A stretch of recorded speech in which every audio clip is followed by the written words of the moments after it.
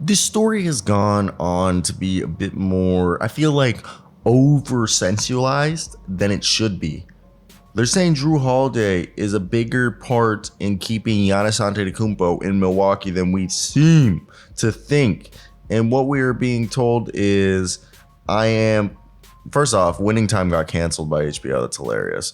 I didn't even watch it because I thought it was terrible. But I do want to say that I am very, intrigued to hear your opinions on, do you think Jrue Holiday is the most important person to be on this team? Like, I don't know.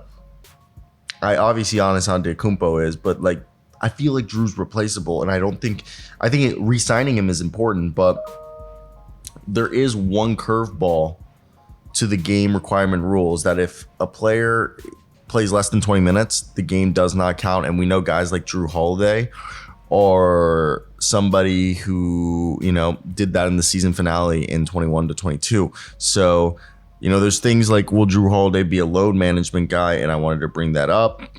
But we heard Bobby Marks go like, oh, it's going to be huge if they don't re-sign Jrue. I say re-sign Jrue for a 2-year deal, and either Ty Washington or somebody else is going to be, in my opinion, a better use of the money and the assets.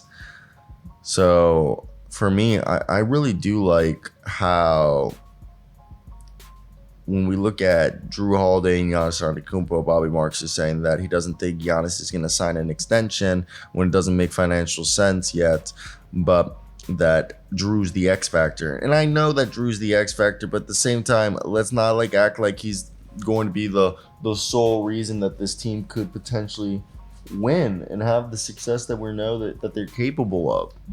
So let's just look at, they let Jevon Carter walk, which I think if they kept Jevon Carter, it would have been an easier way to replace Jrue. But now that Jevon's gone, it's a bit harder, and I think it brings up things that you don't technically think of. So you look at this team, and unless Jay-Z and Gortman, Ty Washington, or I guess they don't really have another guard behind this, but or AJ Green somehow, but he's more of a combo guard, figures it out, then I don't know. I don't think that they're going to. And everyone's going or I just saw an article released by Yosi Gozlan that potential Giannis Antetokounmpo trade destinations. Dude, what? And they have the New York Knicks as the number one option. That's hilarious. Giannis ain't going anywhere. Let's continue today's video, and I want to hear your opinions down below in the comment section. We're on the way to 20,000 subscribers, so hit that like and subscribe button. It'll mean the world, and let's get right into that. So everyone's talking about the fact that Jrue Holiday and Giannis Antetokounmpo are tied together. I don't necessarily think it's Jrue Holiday who's tied to Giannis Antetokounmpo. What I think it means is Jrue Holiday is going to be 38 if they re-sign him. Now, what I think that it means is, yes, obviously keep him around for another year or two, but you got to find the succession. You got to find who's going to replace Jrue Holiday. All right? Go out there and start finding the guys who you think can do what Jrue Holiday does and to pair him up. So I would personally be looking at a team like the Orlando Magic, the Washington Wizards, two teams that have a plethora of point guards that maybe down the road you could trade for one of those point guards. I'm saying Markelle Fultz from the Orlando Magic, and maybe Tyus Jones from the Bucks. I'm not the Bucks though, the Wizards. And I don't think those are the best options. You're trying to also get a defensive guard too. So that's also the other thing you have to think about. So that's what I mean. We've all heard the quote that, and I said it in the beginning of the video, quote, I don't think Giannis Antetokounmpo is going to sign an extension. It doesn't make financial sense. I would be concerned based on what happens with Jrue Holiday. I think that's going to be the X factor. What I'm going to keep an eye on, because Jrue Holiday's extension eligible starting, I think, February 12th. Potentially could be a free agent next year. What does Milwaukee do with him? If they lose him, they're going to be in deep trouble. And quote, Bobby Marks said that. And I personally believe what he's saying is, look, you got to first start up finding a plan. Maybe Ty Washington is that plan of succession. I mean, we'd be getting two fingers crossed that would work out. I think you sign Jrue Holiday to a 2-year, $40 million deal. 2-year, $50 million deal. All right. And then you start to craft the plan to replace him. Because I just don't think having a guy like, Jrue at 38 years old, I don't think his game necessarily will age well because of his play style. So I definitely think that'll be something to keep an eye out for. So yeah, I do think there is going to be questions about how we're going to have to do this. Look, Jrue, I think keep him for 2 more years, but start to craft a plan of succession. There's Jalen Suggs, Cole Anthony and Markelle Fultz in Orlando. There's Tyus Jones, DeLon Wright, and my man Jordan Poole, all in Washington. Go over to Detroit. Killian Hayes, is a guy you could take because they already have Monte Morris and Cade Cunningham, Jaden Ivey.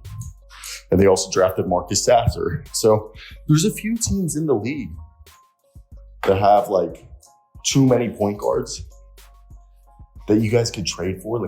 Imagine re-signing Killian Hayes, trading for Killian Hayes, re-sign him on a 4-year, maybe $60 million contract, then sign Jrue to a 2-year extension. Not really that bad of an idea, because then this team would have the ability to, thrive and stuff. So definitely want to hear your guys' opinions. What do you guys expect and why? I wanted to add on here that I do think it's dumb and look, I understand the concern that Giannis is having, that he wants everyone to be locked in, and I agree. But let's be honest, Jrue Holiday, long term, if they're saying he's the deciding factor, I think they're wrong. I think depending on how Chris Middleton as well looks this season, that's another guy you gotta look. Both of those guys, they have to be able to be moved. You gotta tell me, okay, if Chris Middleton's really gone to shit and he isn't the same player he used to be, you got to trade that contract for Zach LaVine. Or DeMar DeRozan. And that's half joking, half serious. But the reason I say you got to trade for those players is because at least those are younger guys who do exactly what Chris Middleton does. I guess DeMar might be older than Chris, but Zach's younger, I'm pretty sure. I'd hope. Unless they're all the same age, then that means I'm old as shit. I don't know. There seems to be the thought that Jrue Holiday, because they traded for him and then they won a championship, he was the missing piece. When I think there's a multitude of things that are at play here that aren't being mentioned. So I think those are all things that we need to put into consideration when we look at a team like the Milwaukee Bucks and we wonder, all right, how do they remain in contention? How do they keep a guy like Giannis Antetokounmpo happy? Because I do think those are interesting things. It'll definitely be an interesting season to watch. So that's going to be today's video. If you guys made it to the end, hit that like and subscribe button. It would mean the world to have you guys support this as we are on the way to 20,000 subscribers. And hearing your guys' opinions, comments in the comment section, knowing that you guys are supporting this journey that we are on means, again, the world to me. So hit that subscribe button if you haven't already. And I'll talk to you guys later. Bye, everybody.